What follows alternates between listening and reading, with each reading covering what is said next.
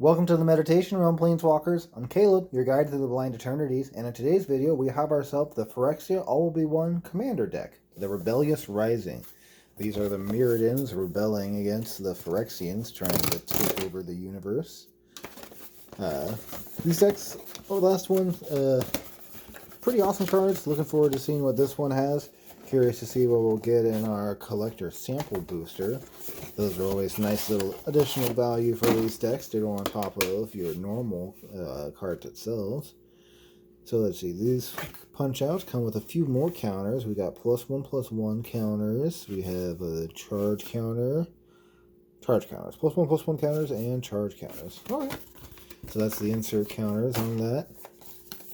And just like the other one, these commander decks have their usual inserts. They have the 40 wheel and then a little rules booklet, advice booklet. We have our new fancy collector booster sample pack, which we'll open up at the end. But we're going to start off with going through our commander deck and just checking out the sweet new cards that they're adding and some of the reprints. This strategy is basically all around equipment and tokens. It wants to go wide with big old equipment creatures. Alright. We have to start off with the face of the commander. Nayali, Sons of Vanguard, is a 3/3 for 2 red and a white. Attacking tokens you control have double strike. And whenever one or more tokens you control attack a player, exile the top card of your library. During any turn you attacked with the token, you may play that card. So there's your card advantage engine from the deck. And then the other option is Othari, Sun's Glory. It's a 3/3 for 3 a red and a white with flying, lifelink, and haste. And when it attacks, you get an experience counter. Then create a 2/2 red rebel creature token that's tapped and attacking for each experience counter you have. Then you can pay 2 a red and a white, tap an untapped rebel you control, return Othari from your graveyard to the battlefield tapped. Nice, so it's got its own built-in recursion. Easy to play from the command zone late game, or just let you go to your graveyard and then replay. That's pretty sweet. I like him. We have a Battle Screech.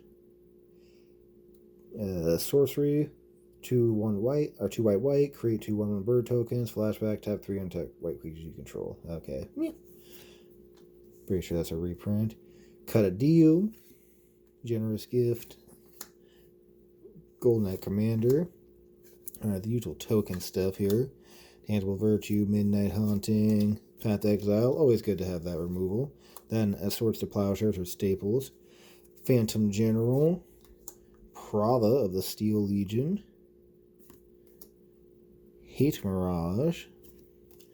Hordling Outburst. Loyal Apprentice. Boros Charm. Heroic Reinforcements. Rip Apart. Arcane Signet. Every commander deck has that signet now. Boros Signet, Commander Sphere, Fulwar Stone, Mask of Memory, Mind Stone, Soul Ring, Soul Guide Lantern, Talisman of Conviction, Boros Garrison, Buried Ruin, Command Tower, Forgotten Cave. Interesting to throw the lands in there. Alright, looks like our first new card we have Clever Concealment. It's an instant for 2 white. Convoke any number of target non-land permanents you control phase out. Ooh, this is really good. This could definitely be a good way to save your board from a board wipe and just tap a bunch of vigilant creatures or tokens you just played, and all of a sudden your stuff's safe. I like this. That's really good. I like that. Alright, our next card is a Glimmer Lens. It's an equipment for 1 and a white. It has for Mirrodin, so when it enters the battlefield you get that 2/2 red rebel token attached to it. And whenever equipped creature and at least one other creature attack, draw a card. Okay, I feel like this is kind of one of the weaker ones, because you got to have it and at least one other creature attack, so it's not very good for Voltron strategies, because you need 2 creatures to attack. Still, you need 2 creatures to attack, and it doesn't apply any buff itself. I'd definitely say this is one of the weaker commander cards. Kimba's Banner. Another one of the 4 Mirrodin equipments. It's a cost 3 and a white. Vect 4 Mirrodin. Equipped creature gets +1/+1 for each creature you control. And its normal equip cost is 2 and a white. Okay, so one of the normal types of equipment that buff your team for the number of creatures on the board. I can't think of any off the top of my head that are similar cost to ratio, so maybe it's a little better than others, especially because it comes in with a token. Staff of the Storyteller. Artifact. When it enters the battlefield, create a 1/1 spirit token, and whenever you create one or more creature tokens, put a story counter on Staff of the Storyteller, and you can tap a white and tap it to remove a story counter from it to draw a card. Okay, I like that. Good for the token decks. Help yourself draw cards. Definitely better for like those mono white token decks. They don't have much draw, but I like this. Slow draw. White needs more draw. That's not just catch up. Gold Warden's Gambit. A sorcery for 6 and 2 red. Affinity for equipment. Create 5 2/2 red rebel creature tokens. They gain haste. For each of those tokens, you may attach an equipment you control to it. I definitely like that. That's a good way to take advantage of those 4 Mirrodin creature tokens that are equipments that create tokens, and then when the tokens die, you just have a bunch of stuff to be able to replay. We have a Hexplate Wallbreaker. Artifact equipment for 3 and 2 red. It has for Mirrodin. Equipped creature gets +2/+2. Whenever an equipped creature attacks, if it's the first combat phase of the turn, untap each attacking creature. After this phase, there's an additional combat phase. Ooh, man, more combat phase stuff is always strong. Right decks can take a lot of advantage of this real quick. Roar of Resistance. It's an enchantment for 1 and a red. Creature tokens you control have haste. And whenever 1 or more creatures attack, you may pay 1 and a red. If you do, attacking creatures, your opponents, and or planeswalkers you control get +2/+0 until end of turn.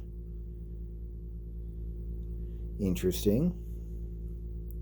Okay, if for each creature or creatures attacking your opponents and or planeswalkers control. Nice, that's a good way to be able to buff your opponent's attacks on enemies. And then, your stuff has haste, but being able to make it so that when your opponents attack, you can pay 1 and a red and buff their team. That's pretty sweet. Volshock Factory. We got a Mana Rock for 2 and a red. It's an artifact. You can tap it to add a red and put a charge counter on it.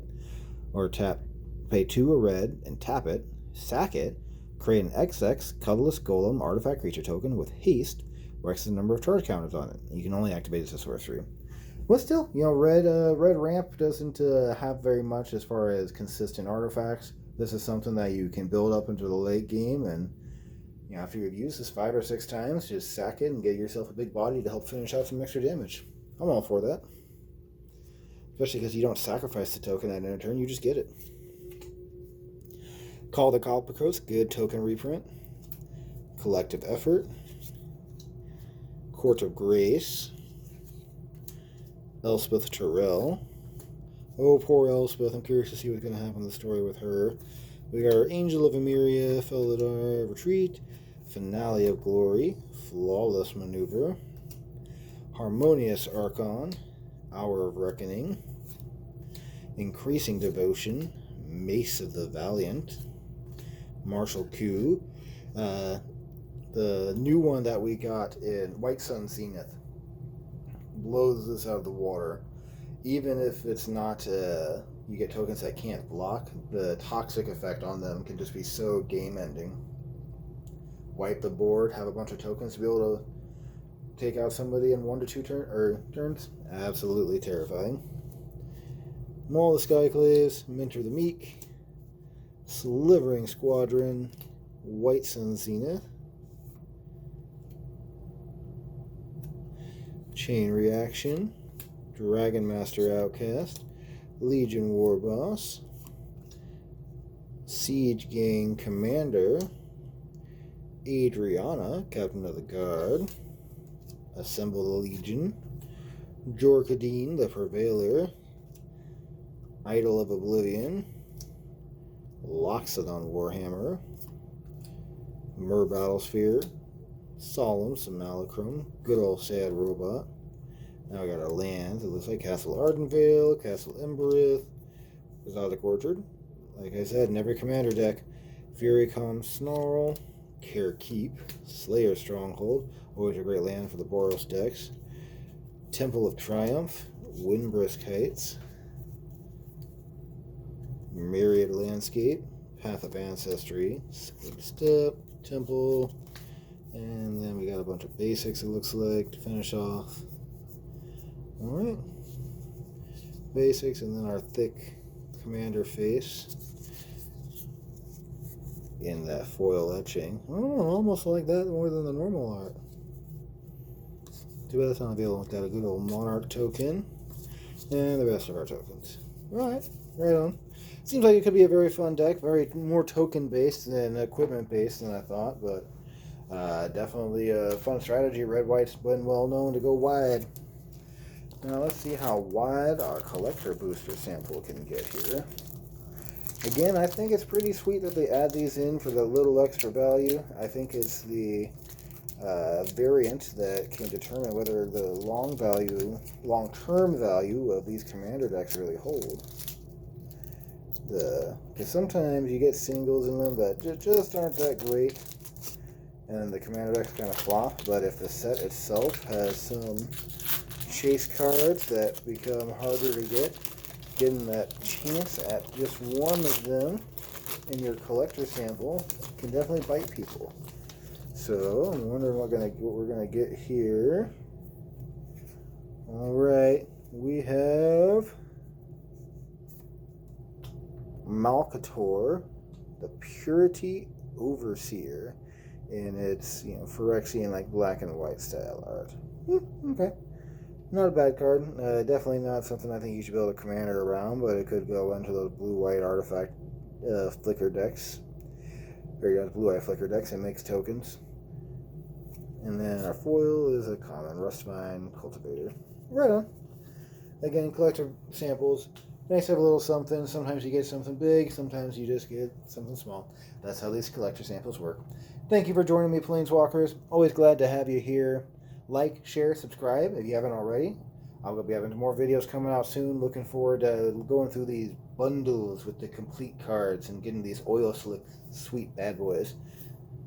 And we'll have them, I think it's next month, early February, where we'll start getting those cards.